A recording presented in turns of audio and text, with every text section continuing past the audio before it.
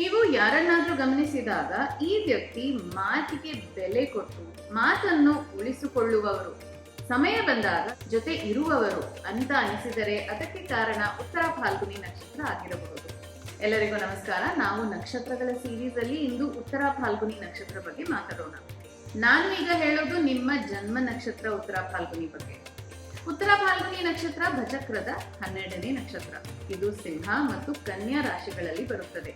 ಮೊದಲ ಪಾದ ಸಿಂಹದಲ್ಲಿ, ಉಳಿದ 3 ಪಾದ ಕನ್ಯಾದಲ್ಲಿ.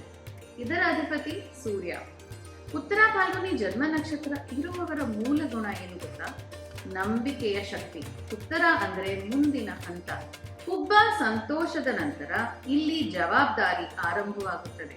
ಇವರು ಸಂಬಂಧವನ್ನು ಉಳಿಸುವವರು, ಮಾತಿನ ಮೇಲೆ ದೃಢವಾಗಿ ನಿಲ್ಲುವವರು, ದೀರ್ಘಕಾಲದ ನಂಬಿಕೆ ಕೊಡುವವರು.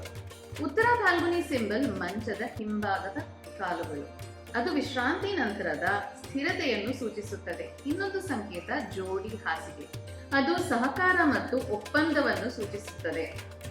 ಉತ್ತರ ಫಾಲ್ಗುನಿ ನಕ್ಷತ್ರದ ಅಧಿದೇವತೆ ಆರ್ಯಮ. ಆರ್ಯಮ 12 ಆದಿತ್ಯರಲ್ಲಿ ಒಬ್ಬರು. ಸ್ನೇಹ, ಒಪ್ಪಂದ, ಗೌರವಪೂರ್ಣ ಸಂಬಂಧಗಳ ದೇವರು.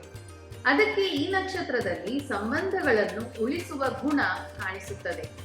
ಸಂಸ್ಕೃತದಲ್ಲಿ ಒಂದು ಮಾತಿದೆ, ವಿಶ್ವಾಸೋ ಹಿ ಶ್ರೇಷ್ಠಂ ಬಂಧನಂ, ಅಂದರೆ ನಂಬಿಕೆಯೇ ಉತ್ತಮ ಬಂಧನ. ಇದೇ ಉತ್ತರ ಫಾಲ್ಗುನಿ ಶಕ್ತಿ. ಆದರೆ ಒಂದು ಎಚ್ಚರಿಕೆ ಇದೆ. ಉತ್ತರ ಫಾಲ್ಗುನಿ ಎನರ್ಜಿ ಸಮತೋಲನದಲ್ಲಿ ಇಲ್ಲದಿದ್ದರೆ ಎಲ್ಲರ ಹೊಣೆ ತಾವು ತೆಗೆದುಕೊಳ್ಳುವುದು, ಓವರ್ ರೆಸ್ಪಾನ್ಸಿಬಿಲಿಟಿ, ತಮ್ಮನ್ನು ತಾವು ಮರೆತು ಬಿಡುವುದು, ಸೆಲ್ಫ್ ನಿಗ್ಲೆಕ್ಟ್, ಹೆಚ್ಚು ಕಂಟ್ರೋಲ್ ಬೇಕಾಗುವುದು, ಕೆಲಸದಲ್ಲಿ ಮುಳುಗುವುದು, ವರ್ಕಹಾಲಿಕ್. ಉತ್ತರ ಫಾಲ್ಗುನಿ ಜನ್ಮ ನಕ್ಷತ್ರ ಇರುವವರಿಗೆ ನಂಬಿಕೆ ಒಂದು ಶಕ್ತಿ, ಆದರೆ ತಮ್ಮ ಅಗತ್ಯಗಳನ್ನು ಗಮನಿಸುವುದು ಒಂದು ಜೀವನ ಪಾಠ. ನೀವು ಇತರರಿಗೆ ಬೆಂಬಲವಾಗುತ್ತಾ ನಿಮ್ಮನ್ನು ಮರೆಯದೇ ಇದ್ದರೆ ನಿಮ್ಮ ಜೀವನ ಸ್ಥಿರವಾಗಿ ಬೆಳೆಯುತ್ತದೆ. ಉತ್ತರ ಫಾಲ್ಗುನಿ ನಕ್ಷತ್ರ ಸ್ಥಿರ ಸಂಬಂಧಗಳ ಶಕ್ತಿ.